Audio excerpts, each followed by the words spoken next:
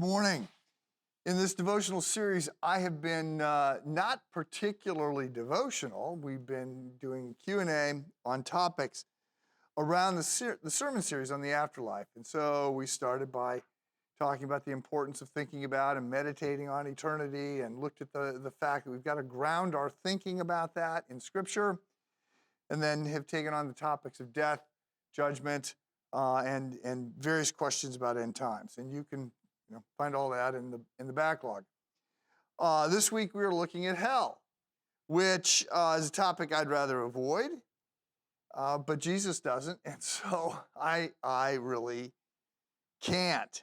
Indeed, it's worth noting that almost everything we know about hell, everything we hear about hell, the lake of fire, the gnashing of teeth, the bottomless pit, all this stuff, all this really horrible, all these really horrible statements, they all come from Jesus. People are surprised. They think it's, going to be Paul, or it's going to be, I don't know, it's going to be some old minor prophet in the Old Testament, or some medieval person.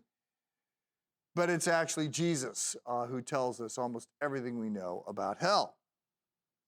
So today's question about hell is it a literal place? So people will sometimes ask, do you believe in a literal hell? Now, at this point, if you know me, you know I'm inclined to sort of do my riff on literal. I used to be asked, not much anymore, but I used to be asked, do you read the Bible literally? And I would always say, of course, don't you?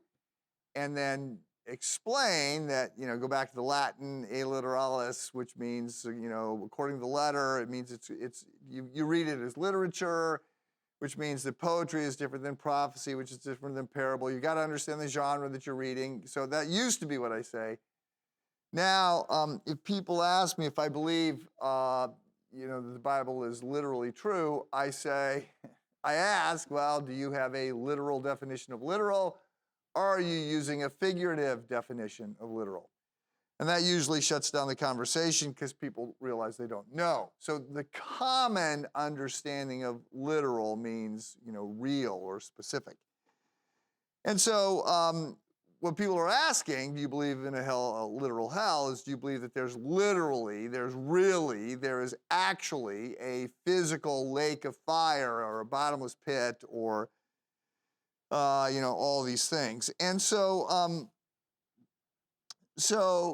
given that I have said that heaven is a physical place, right? And I've argued that there is a real physical resurrection, that we can't be Gnostics, that we can't separate this idea. We're not Platonists. We're not buying into this idea that the physical world or our physical bodies are bad, and that the spiritual is what's good and pure and uncorrupted.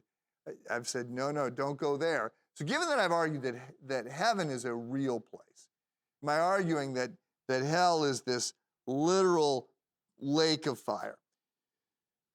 So, look, the short answer is no.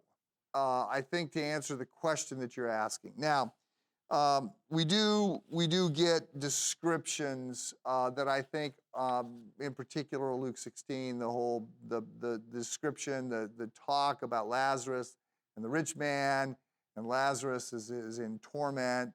Lazarus is not. He is with Abraham, and the rich man, who's unnamed, and this suggests that his identity was that he was rich.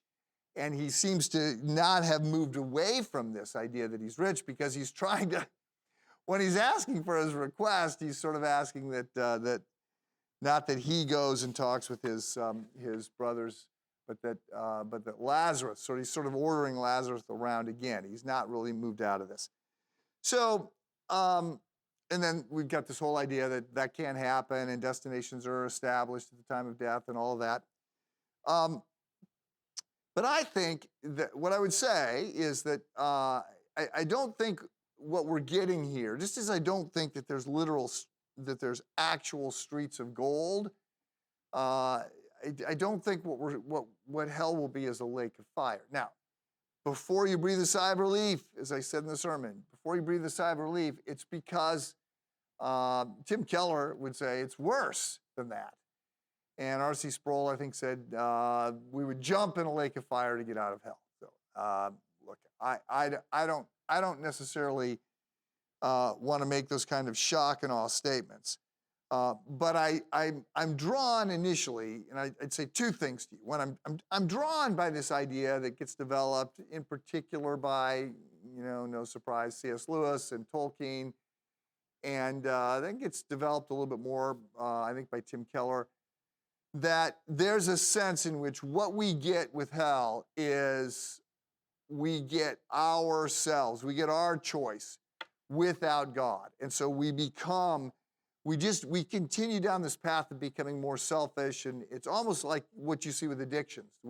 Addictions demand more and more and produce less and less, and so we become these gnarled, bitter, completely consumed with desire. The flames of hell are, in one sense, perhaps flames of desire that go completely unmet. Look, I don't know that. Here's what I would say. Jesus uses the most awful language he can to make it as clear as he can that there is a broad road that leads to a place that we don't want to go. And there's a narrow road that leads to redemption and reconciliation and heaven and God. And heaven, what makes heaven is that we're fully in the presence of God and we're restored. Heaven the best thing about heaven is God. And there is a path back to what we were created for. And minus God, eternity is unthinkable. So, look, I've got to stay in my lane here. I don't get to say, oh well, let's just dismiss hell. It's not important. It's not significant. We're too mature for that. No. Do I think it's literally a bottomless pit and a lake of fire? No, I think these are descriptions of things we do not want to imagine. Sorry about that. But the good news is you don't have to go there, right? You can be with God through Jesus and what he's done. Have a good day.